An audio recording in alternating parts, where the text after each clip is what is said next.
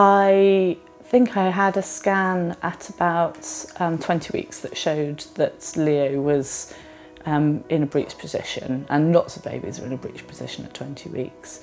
But they then continued to find that he was still in a breech position. So I had another scan at 28 weeks and another scan at 34 weeks, and then another scan at 37 weeks, and he continued to stay in the breech position. And so I was given the choice of either having a caesarean, having a breech vaginal delivery, and also the option of having an ECV, which is when they try and externally manipulate the baby to term. So I then decided to go for a vaginal breech delivery, mainly because I already have an older son and I was worried about going for a caesarean and then the recovery time afterwards, and not being able to pick up my son. All of the midwives I spoke to and the registrar were very supportive. And each appointment I had, they said, "Well done, you."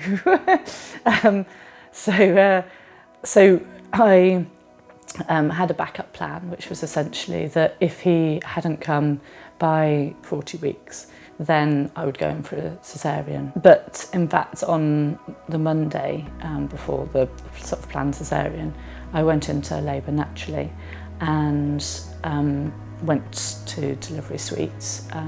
I got there about 4 o'clock, having had contractions starting about 2:30, and went on to they took me through to delivery suite straight away.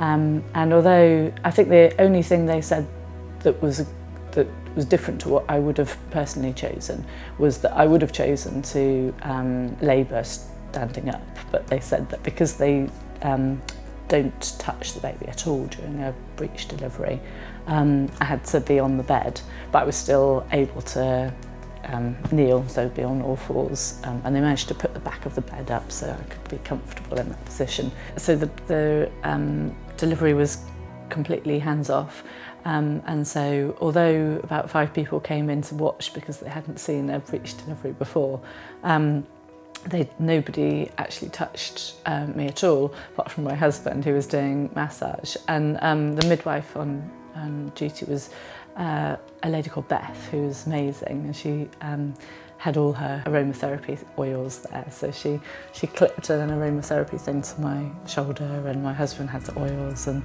I'm sure that contributed to the sort of general niceness of the environment. She turned all the lights down as well, so it felt really safe.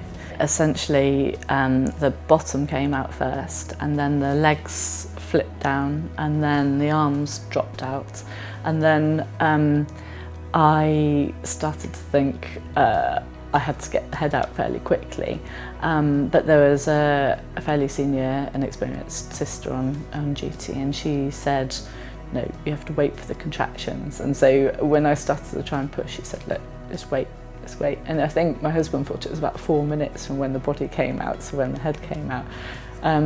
But she said, "Just wait for the next contraction." Eventually I had another contraction and his head came out, and he was fine. They were trying to get me to have a look to see what sex it was, because I hadn't found out beforehand. But I decided that I didn't need to look down and have a look at the baby hanging out.